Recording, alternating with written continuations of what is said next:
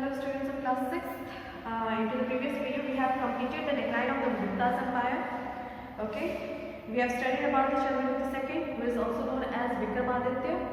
His name was also Sakari and Chakravarti. He had Navratnas into his empire, means 9 jewels, in which Kalidas, a famous poet and astronomer, Aryabhat was included. So now we are going to read about Harshvardhan.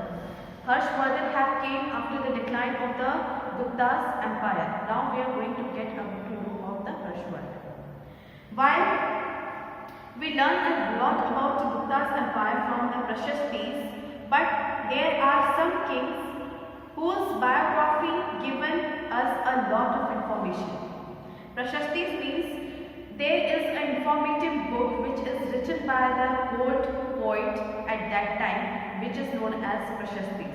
So from this Prashastis, from this biography, we are getting to know about a lot of information at that time, what the kings used to do at that time, what type of development was over there. A case in hand is the life of the story of King Harshvardhan. The Harsha Charitra is a biography of King Harshvardhan, who ruled for the 7th century CE. The biography was written by his court poet Ban Bhatt. Ban Bhatt was a court poet of Harshvardhan, who has written Harsha Charitra, in which he had written lot of things about the Harshvardhan. The Ban Bhatta had brought the biography into the Sanskrit language. The return of another Chinese travelers and scholar Wen Sang. Wen Sang has came into the reign of the Harshvardhan. Fahian has came into the reign of Chandragupta II, and Wen Sang was a traveler, he is also a traveler, who had came from China to India and was a scholar who used to be in the rule of Harshvardhan. He had become the ruler of Kannauj and had successfully captured Magad and Bengal. Harshvardhan became the ruler of Kannauj and had successfully captured Magad, means Bihar and Bengal. He ventured to capture the areas of south of Narmada, where stalled, and he was defeated. He also wants to cover the south of the Narmada, means he also wants to cover the southern part of India, but he got defeated. Next, literacy and education at the Harshvardhan's reign. Harshvardhan was a great ruler. He was literate himself and even composed famous plays like Ratnavali and Naganand. Naganand and Ratnavali were the two plays which was composed by Harshvardhan. During his rule, nearly a quarter of revenue was spent on education, means most of the revenue was spent on the education at his rule. Nalanda became a world famous seat of higher learning at that time. There were 2 universities over there. First one is Takshila and second one is Nalanda. Nalanda University was famous at that time, and he had spent so much money for making that university for higher education. According to the Chinese scholar Wen Sang, more than 15,000 students were getting free education at Nalanda. Means more than 15,000 students were getting education freely into the Nalanda University. There were over 1,000 teachers and more than 50 subjects were being taught at the university. Means there were 1,000 teachers for teaching 15,000 students, and there were 50 subjects, 50 subjects were over there which were taught by these teachers. Next, the selection of process for candidates seeking admission was strict.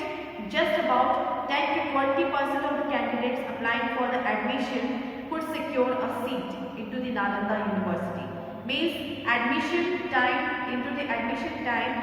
they have to follow from the strict examination. Then after that, only 10 to 20% students get to were able to get education into the Nalanda University.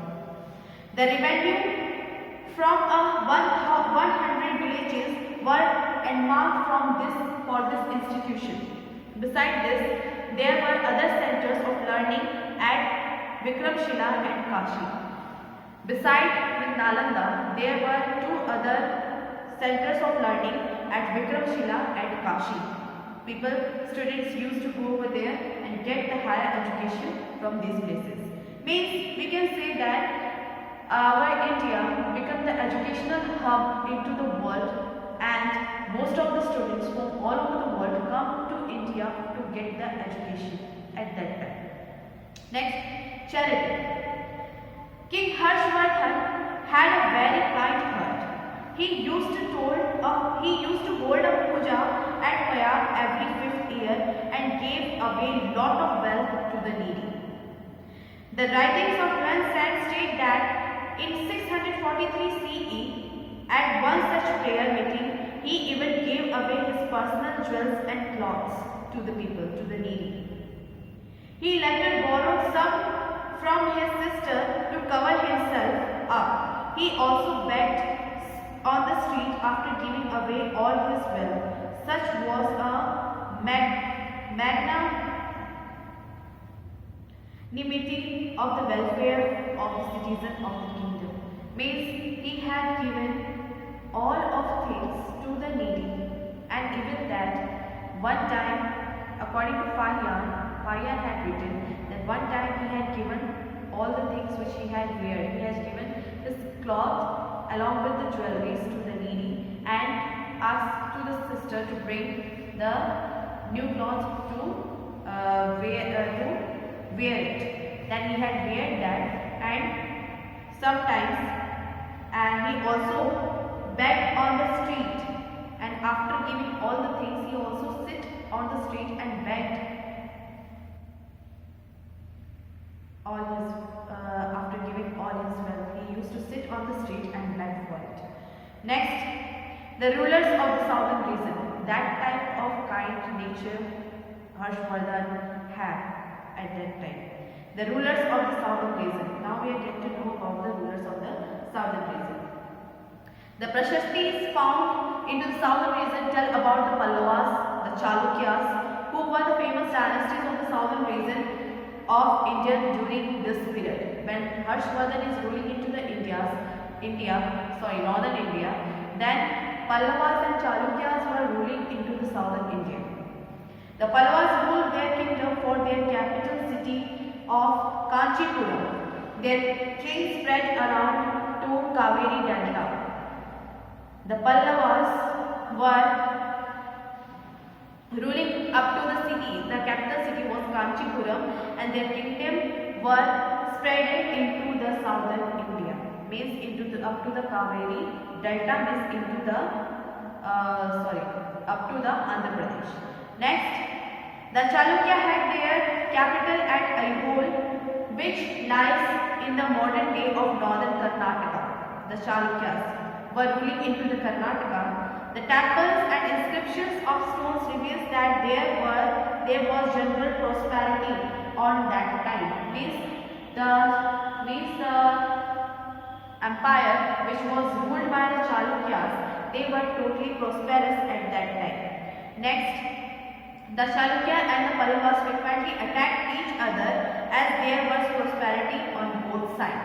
They used to attack on each other because there was prosperity in both sides. That's why they want to rule over the area, but they can't. They used to fight with each other.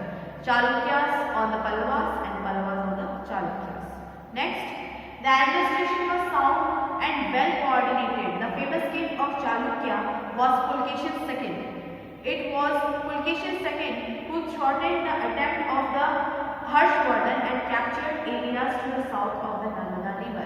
Means when Harshvardhan had tried to capture the southern India, the Chalukya's king Pulkeshin II had fought with him and thrown him away from the southern India. Next, the Prashasti found has were written in Pulkeshin's court poet Ravi Kirti. Prashastis which was written by Ravi Kirti, in which he had written so much about Pulkeshi II. He was described the king's successive attack along both the west and east coast in his poem. In his poem, he had described Pulkeshi II as so much popular that he had rule over control over the areas of the eastern southern side and the western southern side. Next, the victories of Chalukya king on Pallavas was not long lived. Soon, the region saw the rise of the Rashtrakutas and the Cholas, about whom you shall study into the next chapter. So this was the chapter we have studied about. We have studied about the Gupta's dynasty. Who was the founder of the Gupta's dynasty? Shrigupta was the founder of the Gupta's dynasty. Then after that, his son Ghatotkacha had came.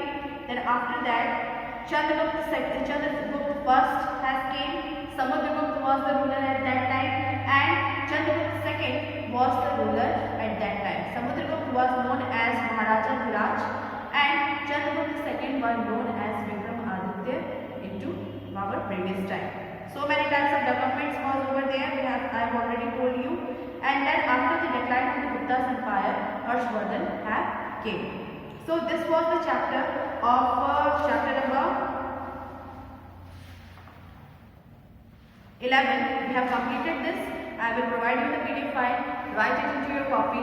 Take the photos and then send it into the WhatsApp group. Make the PDF of that photos. Don't send the photos of that. Thank you so much.